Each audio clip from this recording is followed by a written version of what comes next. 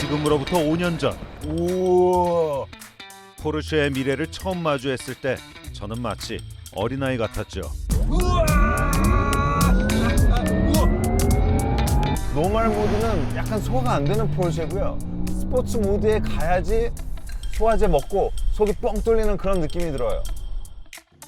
소화는 시켰었지만 사실 아쉬움도 있었습니다. 한 5년 정도 된 것 같아요. 벌써 이 포르쉐에서 이 5년 만에 저를 이 크로아티아의 리에카라는 도시로 불렀습니다. 이 저에게 그때 당시에 이 전기차의 매력을 처음으로 느끼게 해준 타이칸, 이 타이칸의 새로운 버전이 나왔기 때문인데요. 좀 분위기가 바뀐 것 같죠? 아닌가? 뭔가 분위기가 바뀌기는 땡큐.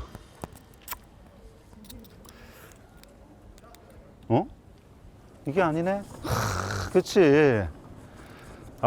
포르쉐가 저를 확실히 기억하고 있었네요. 이왕이면 빠른 놈이. 자, 바로 느껴보죠.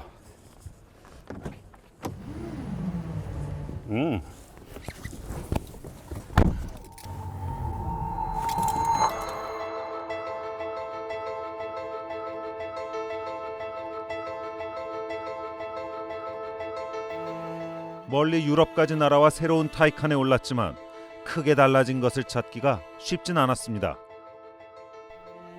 자, 뭐 주행은 시작했는데 사실 이렇게 둘러보면 뭐 좀 익숙해요.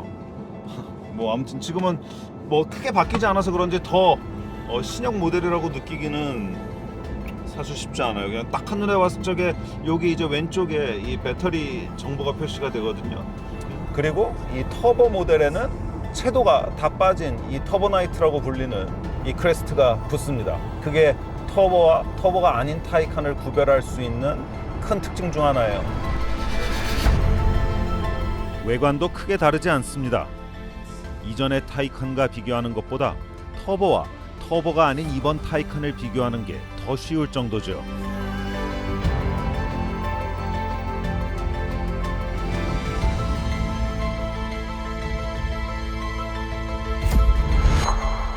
포르쉐는 늘 페이스리프트된 외모에 큰 변화를 주지 않습니다. 이건 마치 디자인보다는 성능에 집중해달라는 그런 얘기 같다고나 할까요?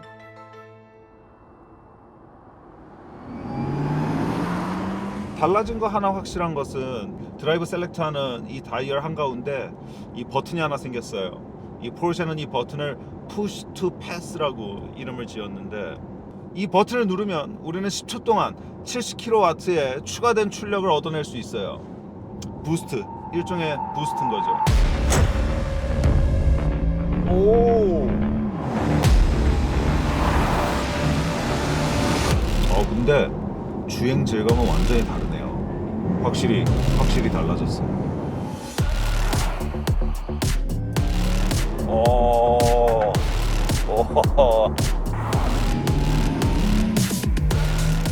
뭔가 전기차는 딱 오르는 순간 이거 전기차네 라고 딱 알 수 있는데 이번 타이칸은 그런 게 굉장히 많이 없어졌어요. 그러니까 무게가 안 느껴진다는 거. 맞아요. 이게 무게가 안 느껴져요. 사실 예전 타이칸은 저는 스포츠 플러스 모드에 가서야 포르쉐가 이 차 이래서 만들었구나 라는 거를 깨달았는데 이번 타이칸은 이 스포츠 플러스 모드로 잘 안 가게 돼요. 노멀 모드가 너무 편하고 좋습니다. 가장 크게 달라진 점이에요. 지금까지 제가 탔을 적에.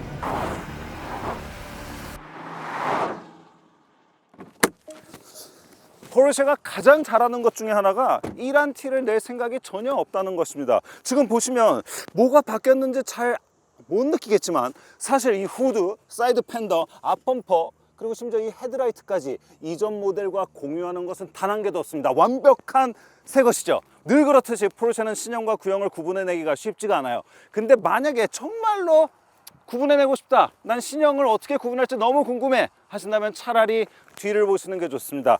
여러분들 앞에 서 있는 타이칸에 이 포르쉐 글자에 불이 들어와 있다면 그 녀석이 신형입니다. 대략적인 외관을 살펴봤으니 그럼 이제 포르쉐가 가장 원하고 또 여러분들도 가장 기다리고 있을 얘기로 들어가 보죠. 바로 바뀐 숫자들. 자, 티를 내지 않는 것은 외형뿐만 아니라 성능도 마찬가지예요. 타이칸의 핵심 부품은 저 리어 엑셀에 위치한 전기 모터라고 할 수 있는데 이 전작 대비해서 23% 출력이 향상되었음에도 불구하고 무게는 10kg이 가벼워졌습니다. 자, 그리고 배터리 충전 용량 역시 10% 늘어났고요. 최대 충전 속도는 무려 18% 개선된 320kW입니다. 그리고 풀 브레이킹 했을 때 우리가 얻을 수 있는 회생제동 에너지가 무려 400kW에 달하게 되고요.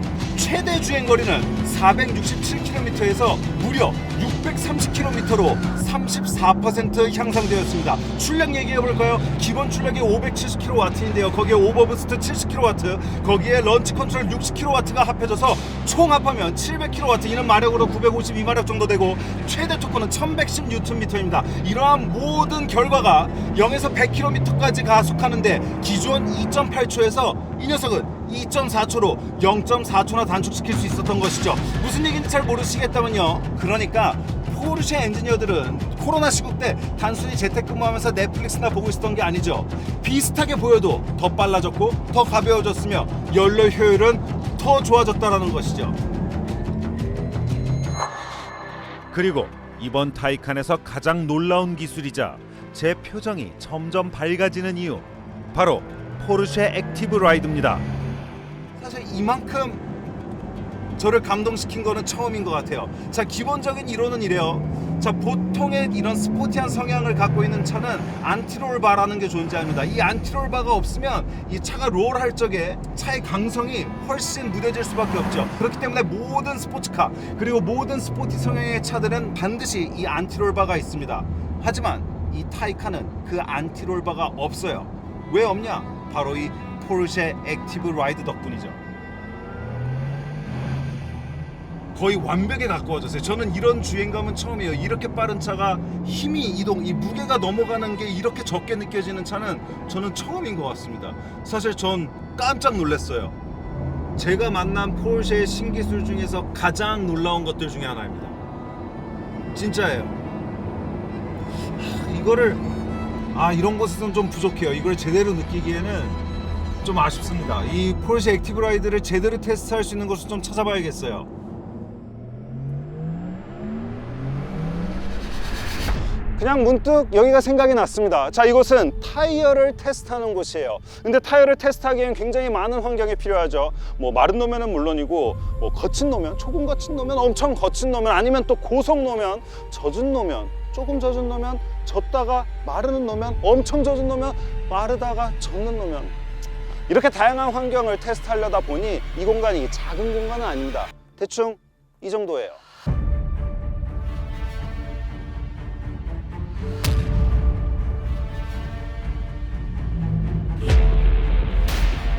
축구장을 무려 125개 정도 집어넣을 수 있는 이곳은 다양한 테스트 트랙이 있는 한국 테크노링입니다.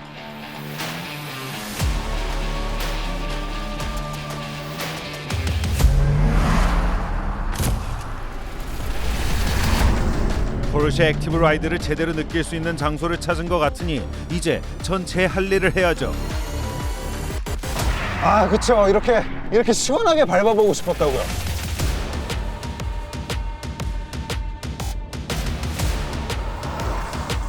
그 크로아티아에서 사실은 포르쉐 액티브 라이드를 그 공도에서 막 이렇게 과격하게 몰았을 때 이거 장난 아닌데라는 느낌이 들었는데 사실 그 이상 느껴볼 수가 없었거든요. 이렇게 달릴 수가 없으니까. 근데 여기 와서 확실히 하드하게 주행을 하니까 와 씨.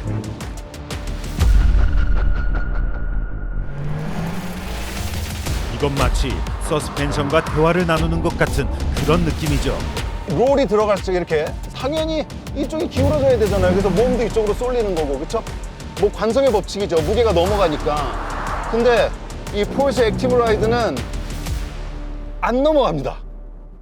그러니까 결국 안 넘어가니까 돌아오는 양도 많을 이유가 없는 거예요. 간단히 얘기하면 댐퍼와 연결된 모터 펌프에서 주행 조건에 따라 각 댐퍼에 능동적인 힘을 가하는 거죠.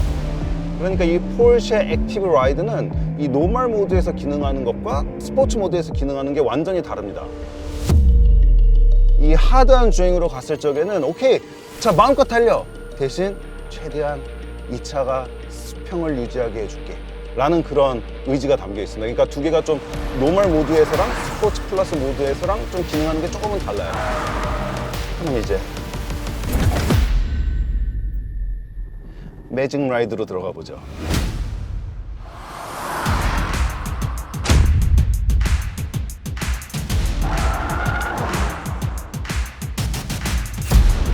자, 코너 들어갑니다. 브레이킹. 와, 이거 보세요. 와, 씨. 와, 억제하는 거 보세요. 억제하는 거. 그냥 가만히 있는 거 같잖아. 브레이킹. 자, 코너 들어갑니다.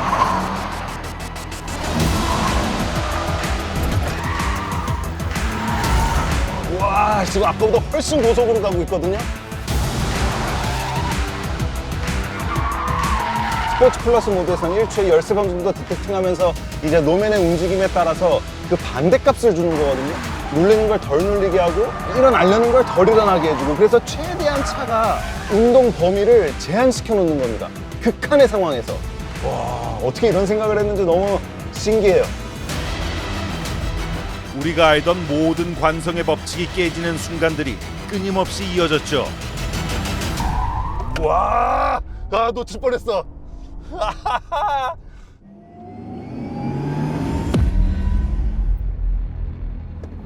아, 이건 물건입니다. 진짜 물건인 것 같아요. 사실 저는 이게 일상 주행에서 너무 편안한 차가 됐다는 거에 저는 훨씬 더 주목하고 싶어요. 예전 전작에서 느껴졌던 그 뭔가 무게를 다루는 솜씨, 그러니까 약간 어색했던 그게 정말 말끔하게 해소된 느낌입니다.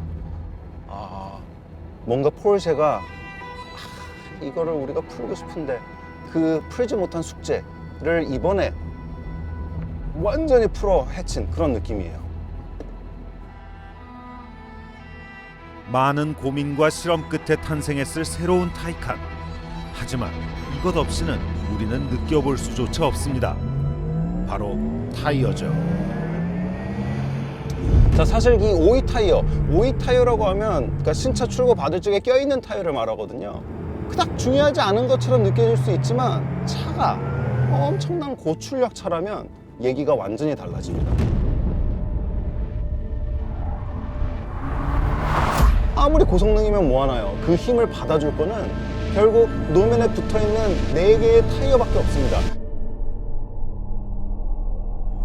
포르쉐 역시도 마찬가지일 거예요. 엄청난 차량을 개발했으니 그 힘을 다 받아주면서 굉장히 좋은 승차감을 유지하는 그런 타이어가 필요했겠죠. 그렇기 때문에 포르쉐도 이런 까다로운 기준을 제시했을 것이고, 전 세계에 있는 모든 타이어 브랜드들이 그 기준에 충족하기 위해 엄청나게 기술 경쟁하고 개발했을 것입니다. 그 결과 타이칸의 신차 타이어로 선정된 브랜드는 미쉐린, 브리지스톤, 그리고 한국 타이어인데요. 그 중에서도 한국 타이어 전기차 전용 브랜드인 아이오는 타이칸의 터보 라인에만 전용 공급되고 있습니다. 자, 여기 타이칸의 신차 타이어를 의미하는 이 NF5 이 사인인데요. 모든 타이어 브랜드들이 달고 싶어하는 훈장 같은 것이죠. 자, 그러면 이 700kW, 자, 700kW가 어떻게 이 아스팔트에 뿌려주는지 한번 느껴보죠. 사실 이 700kW는 오직 런치 컨트롤 때만 느낄 수 있는 출력입니다. 자, 포르쉐는 진짜 런치 컨트롤 간단해요. 스포츠 플러스 모드에서 왼발로 브레이크를 밟고 오른발로 악셀을 밟는 순간 런치 컨트롤이 활성화됩니다. 무시무시한 소리와 함께 말이죠.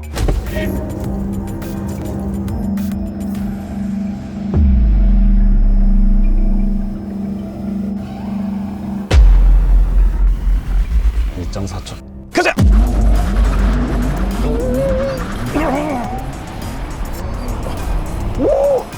오!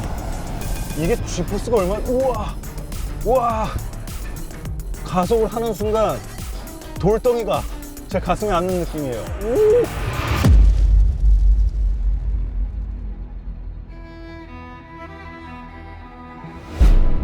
이제야 몸에 딱 맞는 옷을 입은 듯한 새로운 타이칸.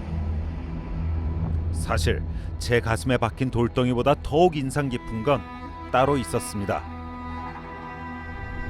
솔직히 말해서 제가 갖고 있던 전기차에 대한 선입견이 좀 많이 깨졌어요. 저는 전기차는 그냥 가전제품, 심장이 없는 플러그만 있는 그런 느낌이 있었는데 이 페이스리프트된 타이칸은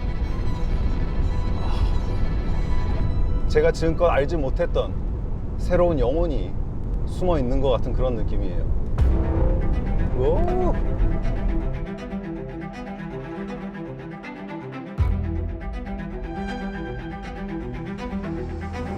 자, 짧은 시간 안에 정말 이곳저곳을 막 돌아다니면서 이 타이칸, 두 번째 타이칸에 대해서 조금 느껴봤는데 되게 재밌어요. 왜냐하면 첫 번째 만났던 타이칸에서 제가 뭔가 아쉬웠던 부분이 두 번째 만났던 타이칸에서 해결되어 있으니까, 그러니까 이 스토리를 알게 되니까 그들이 의도했던 안 했건 어쨌든 저에게는 그러한 스토리가 형성되고 있거든요. 그러면서 또 다음 스토리가 궁금해지는 거죠. 결국은 이러한 과정들이 반복되면서 팬이 탄생하고 그 중에는 막 열광적인 매니아들도 만들어지는 것 같거든요. 그러니까 포르쉐가 이러한 것들을 정말 잘하는 것 같아요. 그러니까 저는 오늘 또 이 차를 반납하러 가면서 진한 아쉬움이 남을 수밖에 없죠. 5년 전에는 마치 우주선에 오르는 것 같은 신기한 체험 정도였는데 단 5년 만에 손에 넣고 싶은 현실의 차가 돼버린 타이칸. 어쩌면 우린 타이칸이라는 영웅서사의 첫 번째 챕터를 함께하고 있는 것인지도 모릅니다.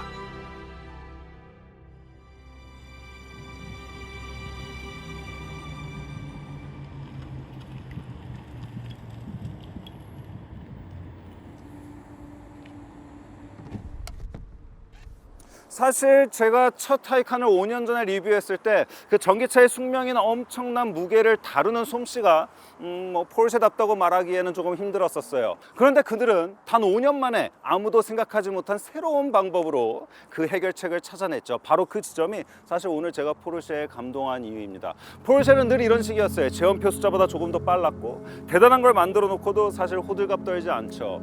이 화려한 언변이나 화장으로 매년 끊임없이 스타들이 탄생하고 있지만 세대를 거듭할수록 사랑받는 전설들은 사실은 손에 꼽잖아요. 이 포르쉐는 그 스타를 전설로 만드는 방법을 정말 기가 막히게 잘 알고 있는 것 같습니다. 자, 이제 돌아가 봐야 될 것 같네요. 그들의 다음 결과물을 또 기대해 보면서 말이죠.